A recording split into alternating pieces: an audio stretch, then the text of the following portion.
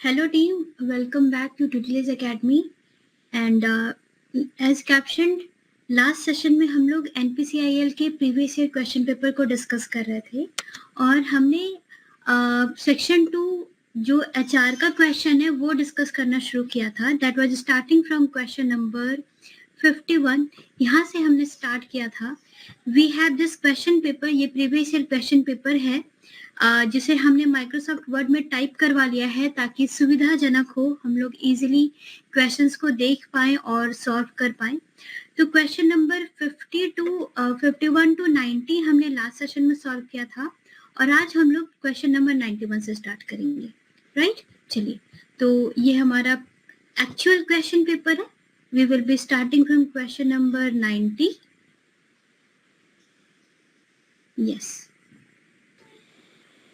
जो कि लगभग यहाँ से स्टार्ट हो रहा है और I am jumping to question number 90 now.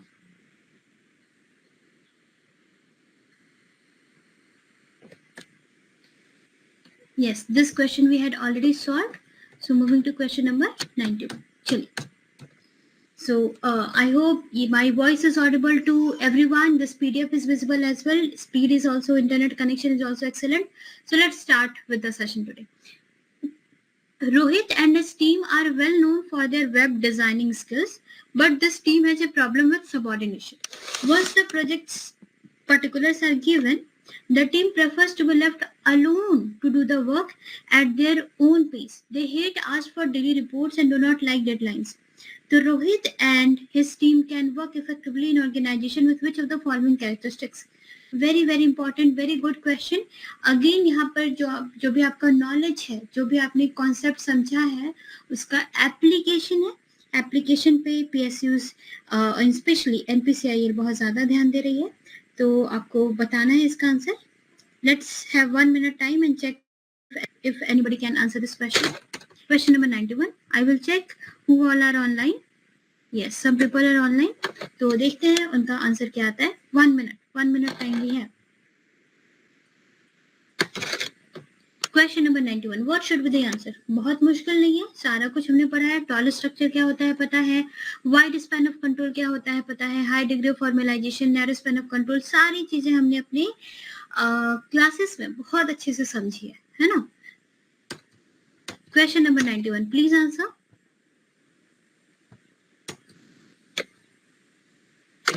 What should be the answer? Suppose यही क्वेश्चन आए एग्जाम में, तो आप क्या आंसर करेंगे? Yes, I will be answering the question now.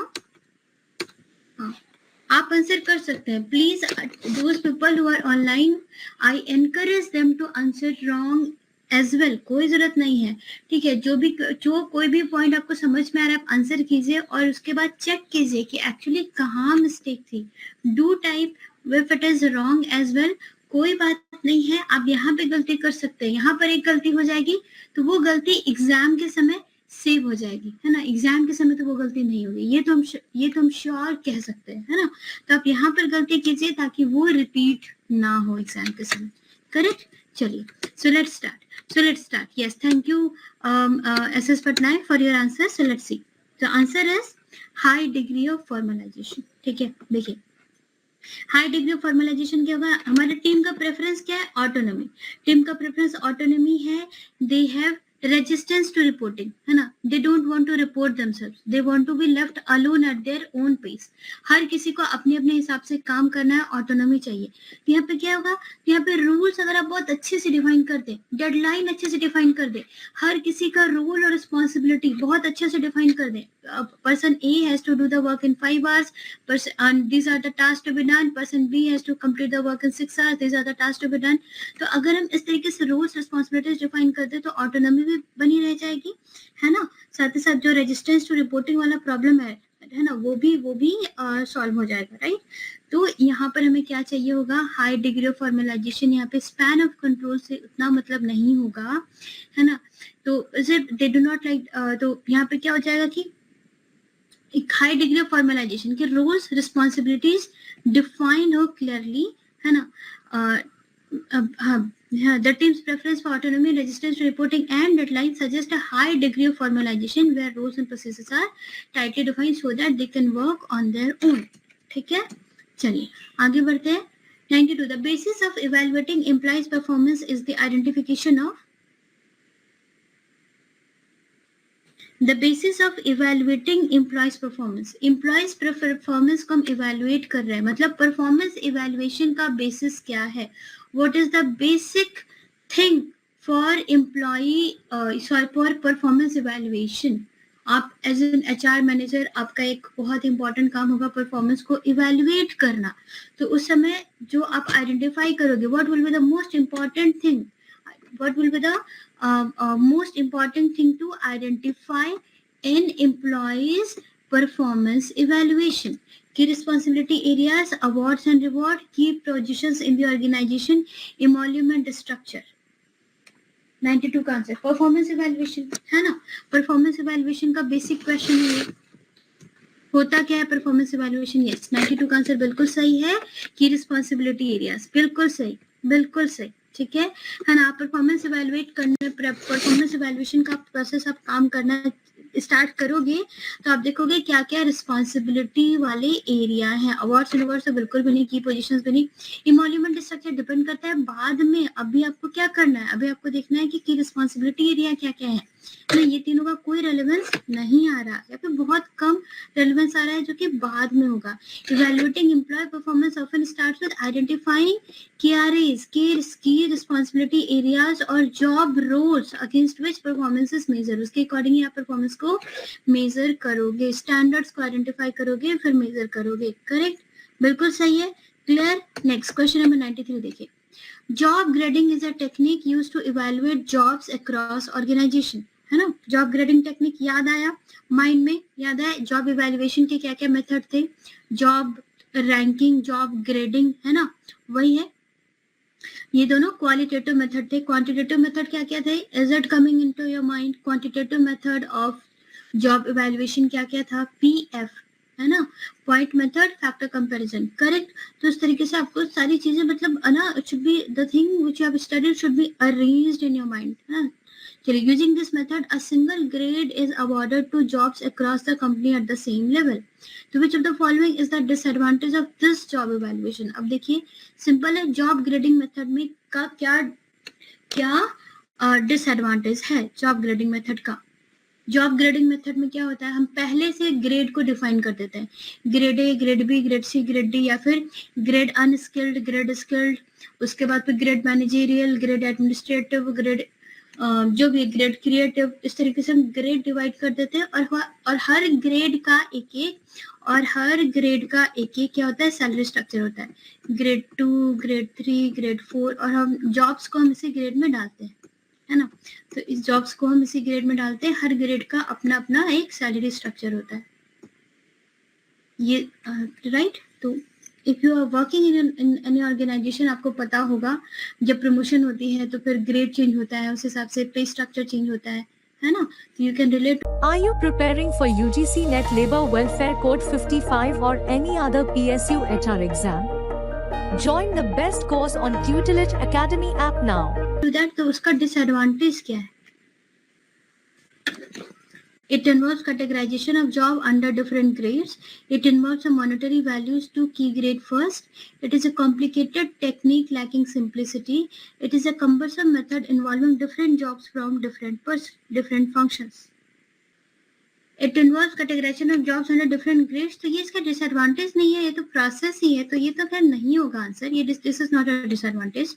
It involves of monetary values to key grade first. तो ये इसका एक प्रॉपर्टी है, ये कोई डिसएडवांटेज नहीं है. ठीक है. अब देखिए पॉइंट नंबर C और D देखते हैं. It is a complicated technique lacking simplicity. It is a cumbersome method involving different jobs from different functions. देखिए इसका आंसर आइडियली C होना चाहिए. ठीक है. Different job from different person, ये तो होगा ही. ठीक है. मतलब ये दिस थिंग एग्जिस्ट, है ना. इसके अकॉर्डिंग हमें ग्रेड डिफाइन करना चाहिए. थोड़ा कॉम्प्लिकेटेड हो जाता है, इसमें इतनी सिंप्लिसिटी नहीं रह जाती. और इसके कॉम्प्लिकेशन को डील करने के लिए फर्दर हम लोग क्वांटिटेटिव मेथड लाते हैं, जिसमें कि फैक्टर्स को ऐड करते हैं, है ना, जिसमें कि जो फैक्टर्स को ऐड करते हैं और एक सिंपल मेथड बनता है पॉइंट फैक्टर मेथड, है ना, और फैक्टर कंपैरिजन मेथड फर्दर। तो एक थोड़ा इसमें थोड़ा सिंप्लिसिटी की कमी है, और ग्रेड्स बना देते हैं, पर जॉब को ग्रेड में डालना, जॉब्स को किस ग्रेड में डालेंगे और किस ग्रेड का सैलरी स्ट्रक्चर क्या होगा, actually it is somewhat complicated. तो ए बी तो नहीं होगा, सी और डी में जो ऑप्शन लग रहा है ना, सी और डी दोनों ऑप्शन लगभग सेम से, इसमें कॉम्प्लिकेटेड बोला गया है, इसमें कम्बरसम बोला गया है। तो लगभग देखिए, लगभग इसका आंसर जो है वो सी लग रहा है कि कॉम्प्लिकेटेड टेक्निक है जिसमें सिंप्लिसिटी की कमी है। The thing is this thing is important कि इसमें थोड़ा सिंप्लिसिटी, सिंपल नहीं है क्योंकि एक जॉब को अब ग्रेड एग्जीक्यूटिव में कौन सी जॉब होंगे, ग्रेड मैनेजरियल में, ग्रेड अनस्किल्ड में, तो बहुत सारे ग्रेड्स हो जाते हैं, तो थोड़ा कैटेगराइज करना मुश्किल हो जाता है। तो job grading involves categorising jobs into grades based on pre determined criteria, making it complex and lacking simplicity. थोड़ा सा इसमें ये सिंप्लिसिटी की इशू हो जाती है, ठीक है। चलिए क्वेश्चन नंबर 94 देखिए, which of the following is not the right of an employ. Employ की राइट की बात की जा रही है, ठीक है, एम्प्लॉय की राइट की बात की जा रही है, कोई सिटीजन की राइट से कंफ्यूज नहीं होएगा। एम्प्लॉय की right, equal pay for equal work, okay, कौन सा राइट नहीं है, reinstatement in service of wrongful discharge और dismissal, payment for the strike, regularisation and confirmation of casual and daily worker है यहाँ पर, कैजुअल एंड डेली वर्कर, ठीक है। तो देखिए एम्प्लॉय के राइट है बिल्कुल, equal pay for equal work for both men and women, ये बिल्कुल राइट है ये एम्प्लॉय का, ठीक है। Reinstatement in service of wrongful discharge और डिसमिसल, अगर गलती से डिस्चार्ज कर दिया एम्प्लॉय को या गलती से डिसमिस कर दिया तो हम उसे प्रॉपरली सर्विस में दोबारा रीइंस्टेट करेंगे, ये बिल्कुल एक राइट है एम्प्लॉय का, ठीक है। Payment for the strike is not at all employ, अगर हम एम्प्लॉय को स्ट्राइक में पार्टिसिपेट करने के लिए पेमेंट कर रहे हैं, ये उसका कोई भी राइट नहीं है। इजी क्वेश्चन है। Regularization and confirmation of casual and daily workers, तो ठीक है ना, कैजुअल और डेली वर्कर्स का भी कुछ रेगुलर पेमेंट या कंफर्मेशन और एनीथिंग जो कुछ भी है यहाँ पे बिल्कुल ठीक लग रहा है कि कैजुअल और डेली वर्कर को भी एक regularity of payment and everything होना चाहिए, थोड़ा यहाँ पे वर्कर्स होगा, that's it, but it's okay. ये जो पॉइंट नंबर सी है ये बहुत ज्यादा गलत लग रहा है, payment for the strike, it should never be done. Point number C will be our answer, ठीक है, ओके। क्वेश्चन नंबर 95 देखिए, very important. Under the provision of the factors act 1948, adolescent means a person who has completed his, according to the provision of factors act 1948, adolescent का मतलब क्या होता है, person who has completed his. Yes 95 का answer तो easy है, 95 का answer very easy, already class में कराया हुआ है। एडल्ट का डेफिनेशन, एडोलेसेंट का डेफिनेशन और चाइल्ड का डेफिनेशन। एडल्ट का डेफिनेशन किस में है, सेक्शन 2A में है, और एडोलेसेंट का डेफिनेशन किस में है, सेक्शन 2B में है, और चाइल्ड का डेफिनेशन किस में है, सेक्शन 2C में, है ना। तो एडल्ट कौन होता है, जिसका 18 ईयर्स ऑफ एज हो गया है, और एडोलेसेंट जो सेक्शन 2B में है, एडोलेसेंट वो होता है who has completed his 15 year but has not completed his 18th year. 15 to 18 के बीच की जो एज ग्रुप के जो लोग होते हैं उनको हम एडोलेसेंट बोलते हैं as per factors act section 2B हमने पढ़ा है, right. A child is a person who has completed his 15 year of age, child है ना, चाइल्ड तो हम 15 साल ऑफ एज कह रहे हैं, ऐसा क्यों कहते हैं, क्योंकि सर्टिफिकेट ऑफ फिटनेस हम एज ए चाइल्ड देंगे या फिर एज एन एडल्ट देंगे, ठीक है। तो हम ये जज करते हैं, जो सर्टिफाइंग सर्जन होता है वो जज करता है कि जो पर्सन उसके पास आया है उसे हम असर्टेन करते हैं कि लगभग उसका जो स्ट्रेंथ है, बॉडी है, वो 15 साल के बच्चे से कम है या ज्यादा है। तो अगर कम है तो चाइल्ड का सर्टिफिकेट देते हैं, अदरवाइज हम एडल्ट का देते हैं, राइट। तो दैट द थिंग इज, तो सर्टिफिकेट ऑफ फिटनेस या तो चाइल्ड या तो एडल्ट के नाम से जाएगा, और यहाँ पे जो सर्टिफिकेट ऑफ फिटनेस की जो बाउंड्री है चाइल्ड और एडल्ट की वो है 15 ईयर्स, ठीक है। तो child as a person who has completed his 15 years of age, ये चाइल्ड हो जाएगा, but has not completed 18 years of age, इसको बोलते हैं adolescent. According to this act, adolescent is allowed to work in a factory between 6 AM and 7 PM only, ठीक है। चलिए ये सब आगे तो हमने पढ़ा है फैक्टर्स एक्ट में. Next question number 96. Both internal and external factors affect the recruitment program of an organization. ठीक है, एक्सटर्नल फैक्टर भी अफेक्ट करते हैं और इंटरनल फैक्टर भी अफेक्ट करते हैं कि हमारा रिक्रूटमेंट प्रोग्राम क्या है, रिक्रूटमेंट प्लान क्या है ना. तो from the following identify the external factor affecting the recruitment program. External factor क्या क्या हैं जो कि रिक्रूटमेंट प्रोग्राम को अफेक्ट कर रहे हैं. Geographical of the business unit, size of the organization, social attitude, profitability of the organization. External factor जो कि ऑर्गेनाइजेशन रिलेटेड नहीं है, बाहर एनवायरनमेंट के. तो geographical of the business unit ये तो इंटरनल ही हो जाएगा, साइज ऑफ ऑर्गेनाइजेशन भी internal, profitability of the organization भी इंटरनल हो जाएगा. एक्सटर्नल क्या है, सोशल एटीट्यूड है ना, कि जो पोटेंशियल कैंडिडेट्स हैं जिनको रिक्रूटमेंट के लिए बुलाया जाएगा उनका एटीट्यूड है ना, whether they want to work, whether they want to study further, और whether they want to take job in another company, not in that company. That is what is social attitude. हमारा external factor है social attitude of potential candidates who will be applying to the organization in the future. ये हमारा बहुत important external factor है. The external factors affecting recruitment program can include social attitude, which shows how potential candidate perceive the organization and its values. ठीक है, तो अब देखिए कुछ ऐसा नहीं कि बिल्कुल थ्योरी से क्वेश्चन है या फिर फैक्चुअल क्वेश्चन है. यहाँ पर बस है कि आपने जो पढ़ा है आप उसको ठीक से आप अप्लाई कर पा रहे हो कि नहीं, है ना. आप ऑप्शंस को करेक्ट चूज करने का आर्ट है कि नहीं आपके पास, कि आप सही ऑप्शन को सेलेक्ट करें, गलत ऑप्शन को एलिमिनेट कर पाए प्रॉपरली. एग्जाम प्रेशर में जब टाइम कम हो और काफी सारे क्वेश्चन सॉल्व करने हो, तो आपको इस तरह से टेम्परामेंट अपना बनाना है, थोड़ा प्रैक्टिस करनी है. मोस्ट ऑफ ऑल माइंड बिल्कुल कूल रखना है, ठीक है, क्योंकि अगर आप पैनिक करोगे तो मिस्टेक हो जाएगी. 97. Which of the following condition is not required to refer the industrial dispute to a voluntary arbitration. Industrial dispute को कई बार हम वॉलंटरी आर्बिट्रेशन में रेफर करते हैं, है ना, करते हैं. जो हमने मॉडल ग्रीवेंस प्रोसीजर है उसमें भी एक लास्ट स्टेप में हम क्या कर देते हैं, वॉलंटरी आर्बिट्रेशन के लिए भेज देते हैं. तो कौन सा कंडीशन रिक्वायर्ड नहीं है जब हम इंडस्ट्रियल डिस्प्यूट को वॉलंटरी आर्बिट्रेशन के पास भेजते हैं. सपोज इस क्वेश्चन का आंसर आपको नहीं पता है, ठीक है, तो आप कैसे सॉल्व करोगे, कॉमन सेंस से. ठीक है, जितना भी आपने पढ़ा है समझा है बस उसी के बारे में उतना ही, उसी से ही आइडिया लगाते हैं. ठीक, तो जब वो वॉलंटरी आर्बिट्रेशन के पास डिस्प्यूट भेज रहे हैं तो हमको नेम ऑफ आर्बिट्रेटर तो स्पेसिफाई करना ही पड़ेगा. तो this is required we will have to tell कि कौन से आर्बिट्रेटर के पास हम भेज रहे हैं. बिल्कुल सही है. Industrial dispute, yes it must exist, this condition is required. Which is not required ये देखना है. The agreement to refer must be written in writing. Yes, it is required. Common sense से हमने क्वेश्चन सॉल्व किया. हमें नहीं पता था आंसर, हमने इस बारे में कभी नहीं पढ़ा, बट हाँ कॉमन सेंस तो है. ठीक है, तो the dispute must be refer to labour court और ट्रिब्यूनल. ऐसा नहीं है, अगर ऐसा होता, अगर लेबर कोर्ट या ट्रिब्यूनल के पास जाना होता तो हम आर्बिट्रेशन के पास क्यों जाएंगे. This is what is adjudication. तो this is going to adjudication के पास. अगर एडजुडिकेशन के पास जा रहा है डिस्प्यूट तो आर्बिट्रेशन का क्या काम है, कोई काम नहीं है. आंसर हमारा क्या हो जाएगा, वेरी इजीली 97 का आंसर डी हो जाएगा, है ना. तो इस तरीके से यस वेरी गुड. तो इस तरीके से आपको आंसर फाइंड आउट करना है ना. चलिए उसके बाद 98. A classical approach to management is often criticized for focusing on operational level problem, ignoring the manager's viewpoint. Classical approach है ना, ब्यूरोक्रेटिक, मैक्स वेबर का.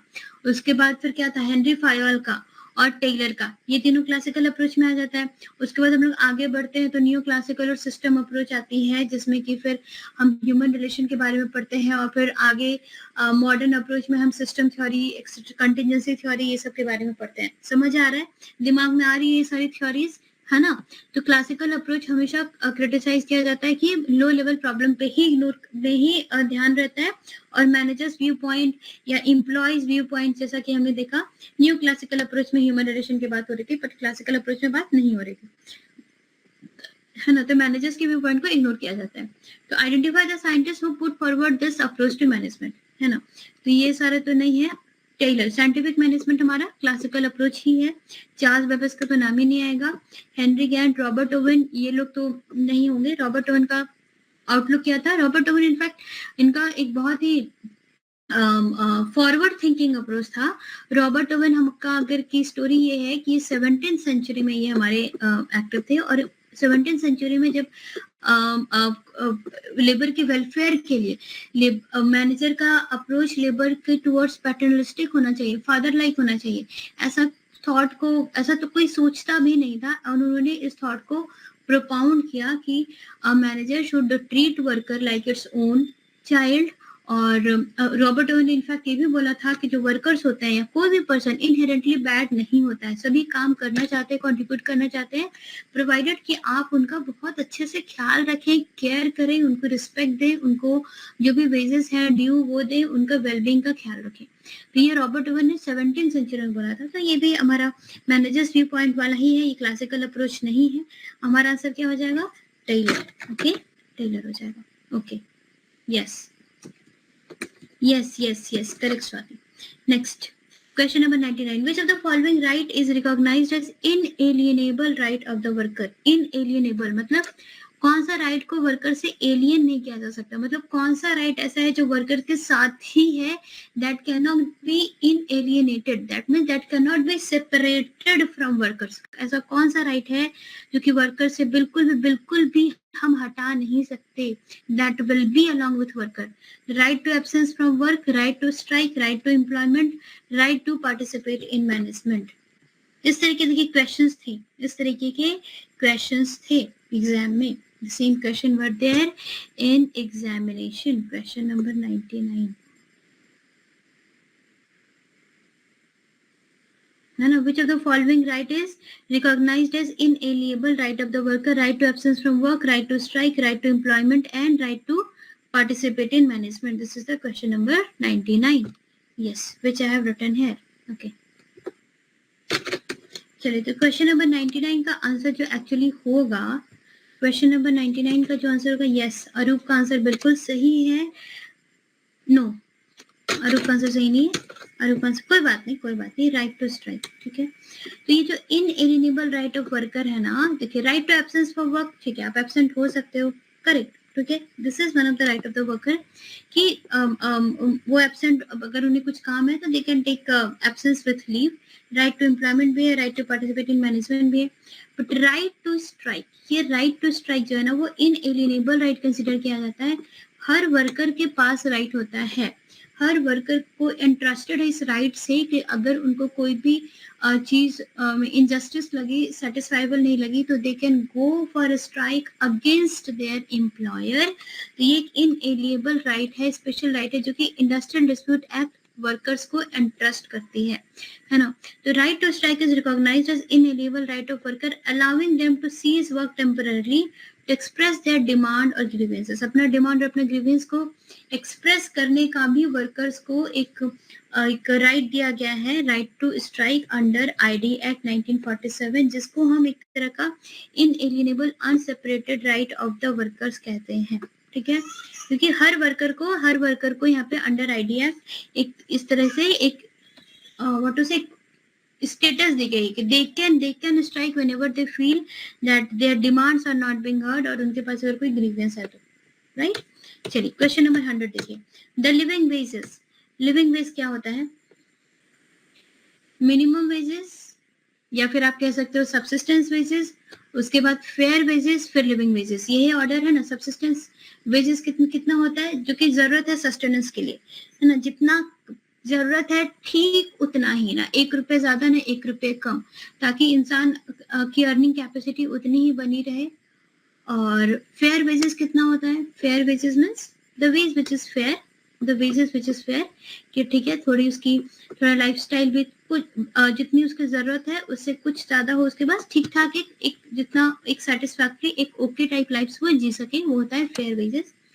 लिविंग वेज क्या होता है? जिसमें कि आपको कुछ एक्स्ट्रा पैसे बचते हैं, you can enjoy some frugal benefits, you can save for future, you can plan a foreign trip if you want, है ना, तो वो हो जाता है लिविंग वेजेस। ठीक है, तो living veg is the ways which ये वाला गलत है, बोनस वाला भी गलत है, बेसिक नीड, यहाँ पे फेयर वेज इनफैक्ट हो जाना चाहिए। हमारा आंसर हो जाएगा यहाँ पर to encourage the savings. Living wage जितनी जरूरत है उससे थोड़ा ज्यादा ही होती है फ्रूगल बेनिफिट्स के लिए, जिसको वो बचा के रखते हैं। तो the wages paid to encourage the savings is living wages.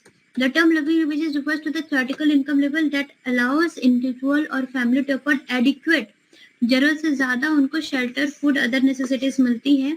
तो यहाँ पे एक एनफ इनकम मिलता है for a satisfactory standard of living and prevent them from falling into poverty. हम पॉवर्टी में उन्हें गिरने नहीं दे रहे हैं, मतलब कि उनके पास सेविंग्स हो रही है, सेविंग्स उनका बचा के रख रहे हैं और एक अच्छा लाइफस्टाइल, एक सेटिस्फैक्टरी लाइफस्टाइल वो लोग जी रहे हैं, थोड़ा सेविंग्स हो रहा है।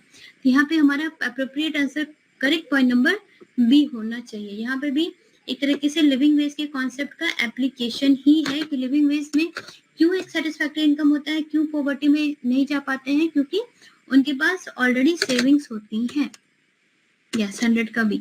Next question number 101, where two parties are involved in a conflict, the culmination of this conflict is the outcome. Which of the following is not true regarding outcome of conflict process? जब दो parties conflict में होती हैं, culmination is what, result. तो result of the conflict is outcome, वही है outcome. तो इसमें से कौन सा कॉन्फ्लिक्ट का आउटकम नहीं है, कौन सा कॉन्फ्लिक्ट का आउटकम के बारे में गलत है, not true, correct. Question number 101।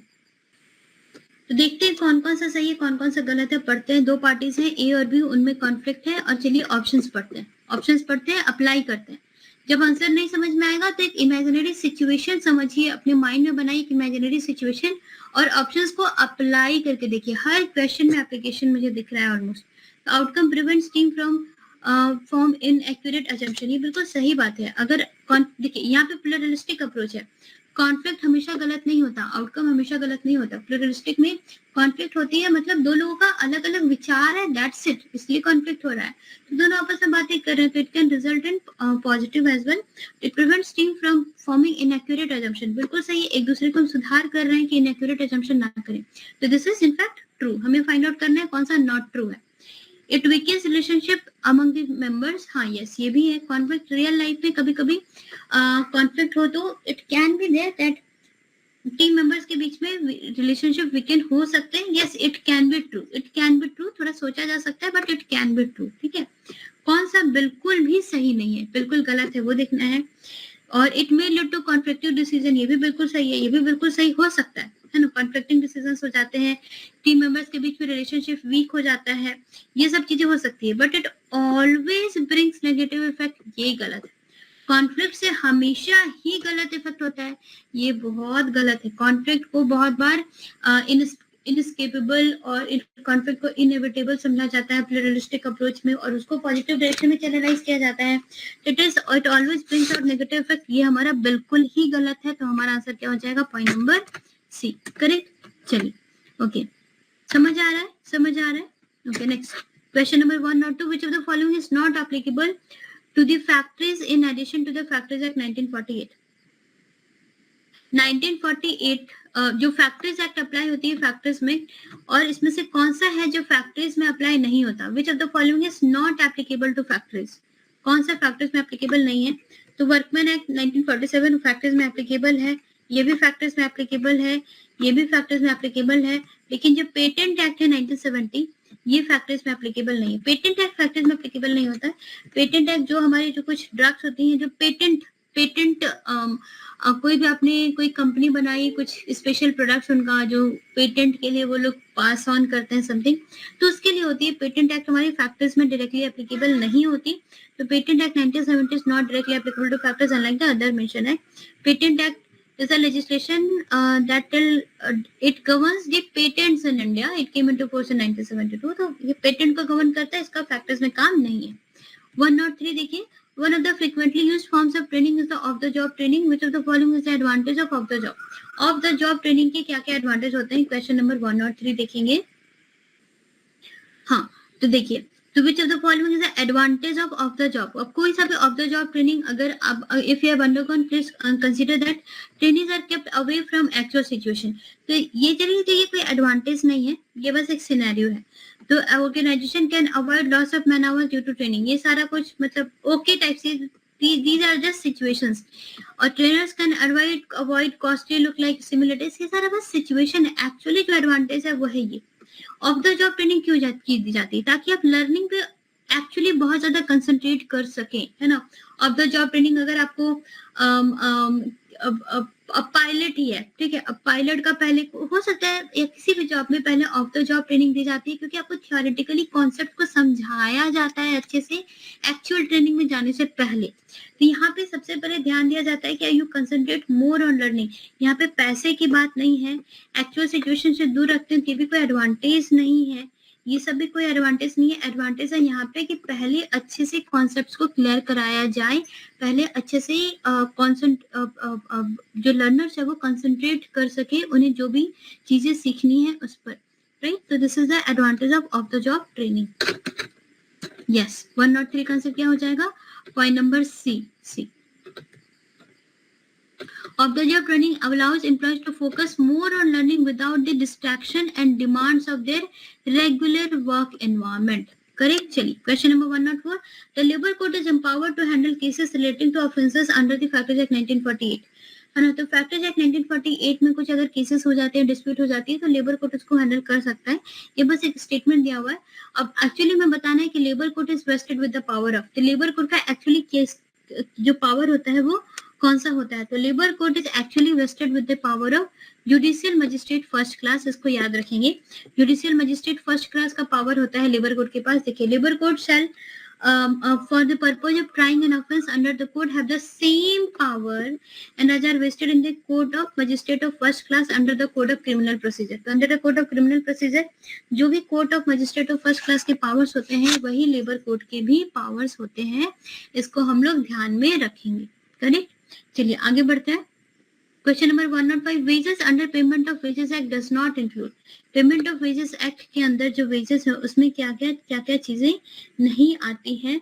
तो पेमेंट ऑफ वेजेस एक्ट हमने पढ़ा है। तो देखिए, यहाँ से हमें लर्निंग क्या हो रही है, जो आपके सिलेबस में जो भी एक्ट्स हैं उनमें जो डेफिनेशन है, डेफिनेशन जरूर पढ़िए। फैक्टर्स एक्ट के भी हमने डेफिनेशन देखी है, एडल्ट एडोलेसेंट के, यहाँ पे भी वेजेस के डेफिनेशन हम लोग देख रहे हैं। तो डेफिनेशंस आपको देख करके जाना है। कुछ और भी आगे सेक्शंस है वो सारे आप देख कर जाएंगे। मैंने सारा क्लासेस में करवाया है, उतना आप करेंगे तो हो जाएगा। बहुत ज्यादा इन डेप्थ क्वेश्चन नहीं आ रहे हैं एक्ट से, लेकिन हाँ एक basic framework, number of sections, her section में क्या क्या है जो भी मैंने बताया है उतना तो आप जरूर पढ़ के जाइएगा, हो जाएगा। तो wages under the payment of wages act does not include. तो हमारा आंसर यहाँ पर देखिए, एक्चुअली ये जो क्वेश्चन है ना, ये मुझे थोड़ा डाउटफुल लग रहा है, क्योंकि अगर आप देखेंगे यहाँ पे आंसर इसका सेक्शन 2S है, payment of wages act while on duty or on leave in accordance with the terms of employment and which are paid in does and it includes dearness allowances but does not include bonus, commission, HRA, overtime and other allowances।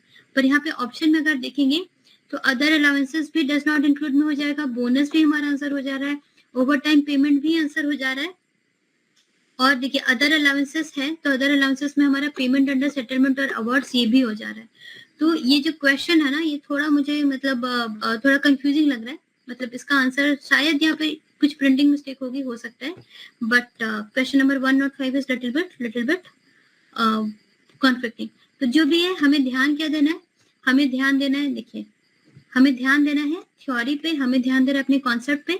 तो wages under payment of wages act, उसके अंदर क्या क्या चीजें नहीं होती है, bonus नहीं होती, HRA नहीं होता, ओवरटाइम वेजेस नहीं होता, और किसी भी तरह का अलाउंसेस नहीं होता।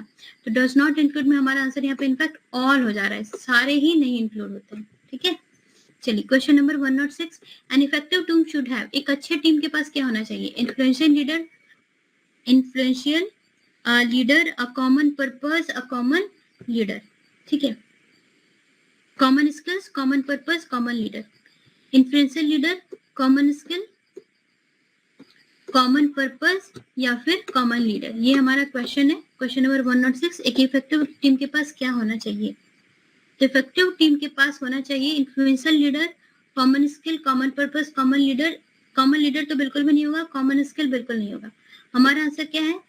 इन्फ्लुएंशियल लीडर या कॉमन पर्पस। तो इन्फ्लुएंशियल लीडर अगर हो और सारे जो लोग हो वो अगर पर्पस ड्रिवन ना हो तो भी हमारा टीम अच्छा नहीं होगा। टीम अच्छा होने के लिए हर किसी के पास एक कॉमन पर्पस होना चाहिए। ठीक है, अगर लीडर अच्छा हो लेकिन बाकी सारे लोगों के पास भी अगर पर्पस ड्रिवन ना हो, उनके पास एक कॉमन पर्पस ना हो, तो भी लीडर को बहुत मेहनत करनी पड़ेगी और may be team long time तक इफेक्टिव ना रहे। कॉमन पर्पस होना सबसे ज्यादा जरूरी है। पॉइंट नंबर सी हो जाएगा हमारा आंसर, ठीक है। Effective teams typically share a common purpose और गोल which align members towards achieving specific outcomes, right? 1 or 7. The wages for an employee in an industry having less than 1000 rupees is made or before. ये हमने पढ़ा है किसमें, payment of wages act में, already discussed, already these questions, many questions are already discussed in class, the concepts are already discussed, ठीक है। तो अगर 1000 वर्कर से कम है ना, अगर 1000 वर्कर से कम है, क्लास में मैंने बहुत क्लियरली करवाया था और सेम क्वेश्चन देखिए आया हुआ है, इफ 1000 वर्कर से कम है तो payment has to be done 7th day after the last day of wage period. जैसे कि मई की सैलरी आपको देनी है तो 7 जून से पहले देनी पड़ेगी, और 1000 या 1000 से ज्यादा है, 1000 और equal to, more than equal to का साइन है, तो 10th day of the wage period हो जाएगा, ठीक है। तो ये हमने क्लास में ऑलरेडी डिस्कस किया हुआ है, under payment of wages act all these things are there, है ना, okay. And before the 10th day if number of workers greater than और equal to 1000, okay, greater than और इक्वल टू 1000 में, greater than equal to 1000 में 10th day में हमें पे करना होता है। Next question number 108, organization prefer small teams to large teams due to various reasons, which of the following is not among the reason. Large team को हम prefer नहीं करते, बहुत बार हम स्मॉल टीम को ही प्रेफर करते हैं, बहुत सारे रीजन से। तो कौन सा ऐसा रीजन नहीं है, तो हमें बताना है कौन सा रीजन नहीं है। तो हम देखेंगे, एक एक करके पढ़ेंगे कि किस रीजन में हम स्मॉल टीम प्रेफर कर रहे हैं, ओके। तो चलिए देखते हैं, चलिए नीचे से देखते हैं, ठीक है। Large team lack herd behaviour, large team lack herd behaviour, so we prefer small team, बिल्कुल सही है। हर्ड बिहेवियर क्यों, मतलब लार्ज टीम में अगर 200-300 लोगों की टीम हो तो लोगों का ओपिनियन बहुत ज्यादा अलग अलग हो सकता है ना, बहुत सारा अलग अलग हो सकता है। तो हर्ड बिहेवियर मतलब सब एक साथ, heard behaviour is actually what, भेड़ चाल कह सकते हैं हिंदी में, तो एक साथ सबको फॉलो कराना बहुत मुश्किल हो जाएगा। So we follow small team, so we follow small team. तो चलिए ये भी बिल्कुल सही लग रहा है, सही लग रहा है। If visual and functional differences between team members are more in large team, बिल्कुल सही है, same thing. Cohesion is difficult to achieve in large team, ये भी सही है, इसीलिए हम small team prefer करते हैं, क्योंकि cohesion large team में लोग को एक साथ डील करना, लोगों में cohesion आना मुश्किल हो जाता है। Large team involve huge interaction that are time taking. तो this is the problem, so we prefer small team. This is the problem, so we prefer small team. This is the problem, so we prefer small team. But is this the problem, so we prefer small team? ये हमें देखना है। Last team involve huge interaction that are time taking. तो interaction से दिक्कत नहीं है, interaction से मतलब ठीक है, data large team, small team में भी काफी इंटरेक्शन हो सकते हैं जो कि टाइम टेकिंग हो सकते हैं। तो this is typically not the reason that we prefer small team. We prefer small team because of these 3 problem. This is not the reason that we prefer small team. Huge interaction can be there in any of the team, ठीक है। तो interaction in fact एक अच्छी ही चीज समझी जाती है, कोई दिक्कत नहीं है टाइम। तो हमारा आंसर यहाँ पर पॉइंट नंबर ए हो जा रहा है। देखिए, large team often require more interaction which can be time consuming and hinder decision making process. hard behavior क्या होता है, इसका मैंने डेफिनेशन एक्चुअली दे दिया। कलेक्टिव जो लोगों का बिहेवियर होता है, भेड़ चाल जिसे कहते हैं हिंदी में। Small team allows for greater accountability, autonomy and flexibility both in terms of scheduling and idea based changes. They foster greater trust among team members and less fear of failure. They also tend to outperform larger teams. तो कई बार large team को decision लेने में काफी time लग जाता है, cohesion नहीं होता, सबका अलग अलग ओपिनियन होता है, तो इसीलिए कई बार स्मॉल टीम जो होती है ना वो आउट परफॉर्म कर जाती है लार्जर टीम से। Okay, yes, I check the answers. Okay, चलिए ठीक है। Next, the management by objective emphasizes clearly and clarity and achievement of organizational objective. Which of the following is the first step of MBO? MBO किसने दिया था? Peter Drucker ने. Peter Drucker ने कब दिया था? 1954 में उनकी जो बुक पब्लिश हुई थी द प्रिंसिपल्स ऑफ मैनेजमेंट, उसमें उन्होंने मैनेजमेंट बाय ऑब्जेक्टिव के बारे में बताया था. मैनेजमेंट बाय ऑब्जेक्टिव का फर्स्ट स्टेप क्या है? मैनेजमेंट बाय ऑब्जेक्टिव में होता क्या है? जो भी ऑर्गेनाइजेशन के गोल्स होते हैं उसको हम डिपार्टमेंटल गोल्स में डिवाइड करके परकोलेट कर देते हैं. फिर डिपार्टमेंटल गोल्स को हम ऑटोनॉमी प्रोवाइड कर देते हैं कि भाई आपका काम इतना है, आप कितने अच्छे से करते हो, कितने क्रिएटिवली करते हो, कितने एफिशिएंटली करते हो, that we will see at the end of the day. Goals को हम स्मार्ट गोल्स बनाकर सारे डिपार्टमेंट्स में डिवाइड करते हैं, सारे टीम्स में डिवाइड करते हैं, सारे लोगों में डिवाइड करते हैं ऑर्गेनाइजेशनल गोल्स को, राइट. तो कौन सा इसमें फर्स्ट स्टेप है एमबीओ का? Formulating action plan, developing overall organisation goals, implementing self control, establishing specific goals for each department. तो सबसे पहले हम ऑर्गेनाइजेशनल गोल्स को डेवलप करेंगे, उसके बाद उसी गोल को हम हर एक डिपार्टमेंट का स्पेसिफिक गोल्स में डिवाइड करेंगे, राइट. तो सबसे पहले हम ऑर्गेनाइजेशनल गोल्स डिफाइन करेंगे, तभी तो हम अलग अलग डिपार्टमेंट के लिए स्पेसिफिक स्मार्ट गोल्स बनाएंगे. This will be the first step and this is the second step. Point number B हो जाएगा हमारा answer very clearly. 110. Most of the manager at Suprabhat Machine Tools Limited played safe during the performance appraisal rating. है ना? तो they avoid giving too high or too low score. Central tendency है ना? मैंने classes में भी कराया है कि स्कूल में कोई ऐसा टीचर होता है जो बहुत ज्यादा हाई मार्क्स में नहीं देता था 97, 98 और बहुत लो भी नहीं देता था 65, 56. वो एक 70, 80, 60, 70, 80 इसी रेंज में मार्क्स देते थे कोई teacher. To play it safe, central tendency. This is central tendency effect. ऐसे ही पता चल रहा है. तो क्योंकि क्या होता है कि जो हाई स्कोर होता है या बहुत लो स्कोर होता है, बहुत ज्यादा अटेंशन ग्रैब करता है और लेंथी जस्टिफिकेशन रिक्वायर करता है, राइट. तो the managers are happy but the appraisers are not. The managers at Suprabhat machine tools are displaying which of the following appraisal errors? Central tendency effect. Correct, simple है. Okay.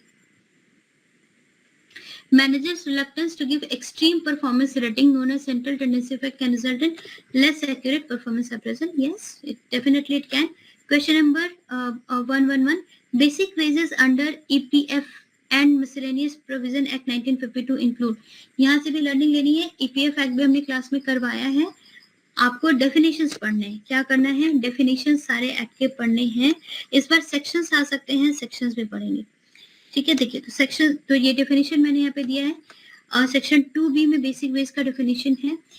Basic veg में क्या क्या आते हैं? जो भी emolument है वो सारे आएंगे, बट अब जो भी इमोल्यूमेंट है which has to be paid in cash to him, लेकिन क्या क्या इंक्लूड नहीं होता है. तो cash value of any food concession, dearness allowances, उसके बाद फिर ओवर टाइम, HRA और any present made by employer, ये सारा कुछ इंक्लूड नहीं होता है. अब हम लोग क्वेश्चन में जाएंगे. तो क्वेश्चन में देखिए क्या हो रहा है, ये पूछ रहे हैं.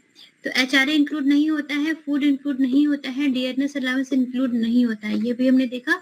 इंक्लूड क्या होता है? जो भी इमोल्यूमेंट अर्न्ड है ड्यूरिंग दैट पीरियड. तो पॉइंट नंबर ए हमारा आंसर हो जाएगा. Question number 112. According to Factors Act, an adult is a person who has completed his 18 years of age. Very easy question. Adult का भी डेफिनेशन, एडोलेसेंट और child का भी definition, ये सारा मैंने बता दिया है. सेक्शन 2A में एडल्ट है, सेक्शन 2B में एडोलेसेंट और सेक्शन 2C में चाइल्ड का डेफिनेशन है. करेक्ट. चाइल्ड के डेफिनेशन में याद रखिए 15th ईयर है, 14 ईयर नहीं है, 15th ईयर है. ठीक है. यस, चलिए next question. The guideline on sexual harassment of women at workplace is provided in.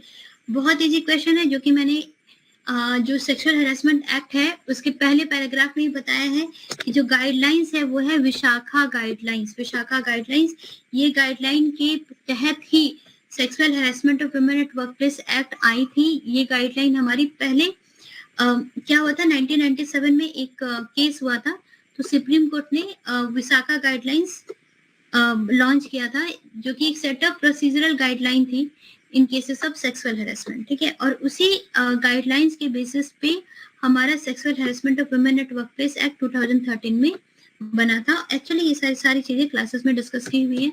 Organisation often feel the need to redesign so as to improve the scope and depth of job.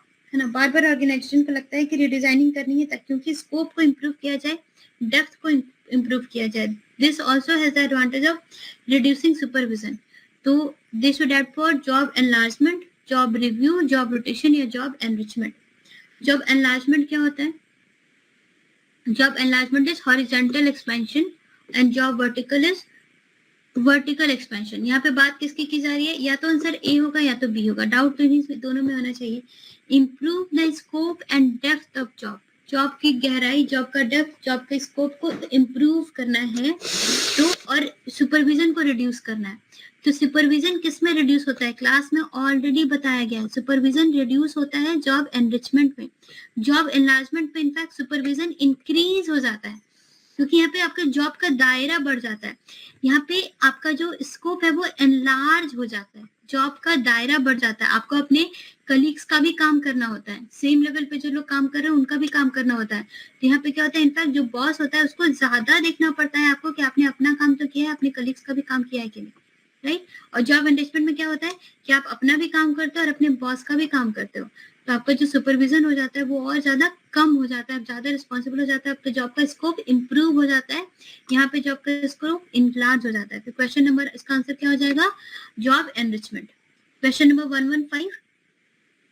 A top manufacturing company wants to hire a HR manager to head its HR division. It has placed a blind advertisement to attract the right candidate. A blind advertisement means, तो कई बार ऐसा होता है ना कि blind advertisement आ जाता है. और blind advertisement का मतलब क्या होता है?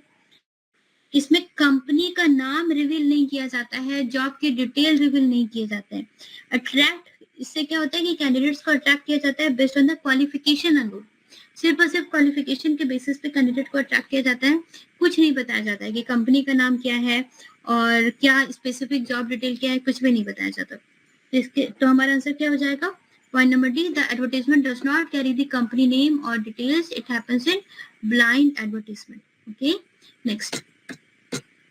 यहाँ पे मैंने लिखा है the maternity benefits are provided to women workers under the provision of maternity benefit ESI Act में, पेमेंट ऑफ वेजेस एक्ट में, प्रोविडेंट फंड एक्ट में या फिर फैक्टर्स एक्ट में. तो ESI एक्ट में हमने पढ़ा है. ESI एक्ट में अगर वर्कर को एक्सीडेंट हो जाता है, मैटरनिटी बेनिफिट है या फिर कुछ भी और काम, डेट, social security legislation, everything is covered in ESI act. तो पॉइंट नंबर ए हो जाएगा हमारा answer, maternity benefit. Correct. Already we have discussed in class. Very easy question. Next question number 117. Occupier is a person who. Very easy question. Factories Act में हमने पढ़ा है. तो the owner of the land and factory, owner and possessor of the land and factory having the ultimate control over the land and affairs of the factory. Again यहाँ से हमें hint मिल रही है कि हमें क्या करना है, हमें क्वेश्चंस, हमें डेफिनेशंस पढ़नी है. तो क्वेश्चन नंबर 117 का आंसर अगर आप देखेंगे तो जो ऑक्यूपायर का डेफिनेशन है, तो ऑक्यूपायर का डेफिनेशन आप देखेंगे तो होगा individual who has ultimate control over the factory's land and operation. तो that is what is given in option A. Our answer will be point number A. Clear. Next question number 118. Trade unions are to be registered under. Very easy question. मैंने आपको clearly बताया है trade union act 1926 is for the registration of trade union. Recognition of trade union is completely different topic to be covered under Code of Discipline given by G.L. Nanda on the guideline of Mahatma Gandhi ji. तो वो है trade union का recognition. यहाँ पे trade union की registration की बात की जा रही है. ट्रेड यूनियन का रजिस्ट्रेशन ट्रेड यूनियन एक्ट 1926 में होता है और रजिस्टर्ड ट्रेड यूनियन के पास कुछ राइट्स और लाइबिलिटीज आ जाती हैं. इसका एक परपेचुअल सक्सेशन हो जाता है. करेक्ट. Okay, right. ये सब कुछ ऑलरेडी डिस्कस किया हुआ है. Question number 119. The provision of EPF act are applicable to every establishment और फैक्ट्री और any industry where the number of employees are. है ना. तो जितने भी एक्ट्स हैं उसके बेसिक चीजें आपको पढ़ना है. ये कहाँ पर अप्लाई हो रहे हैं? जहाँ पे 20 या 20 से ज्यादा लोग काम करते हैं, डिस्कस किया हुआ है. तो जो चीजें एटलीस्ट पढ़ाई गई है एक्ट से, देखिए बहुत इंटरव्यू नहीं पूछा जा रहा, बेसिक चीजें ही पूछी जा रही है. तो ये तो जितने भी लॉज हैं उसको आप अपना बोनस पॉइंट ही कंसीडर कीजिए.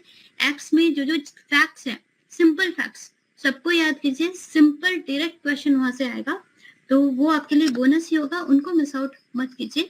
ठीक है. तो EPF एक्ट के भी बेसिक नोट्स मैंने यहाँ पे प्रोवाइड कर दिए.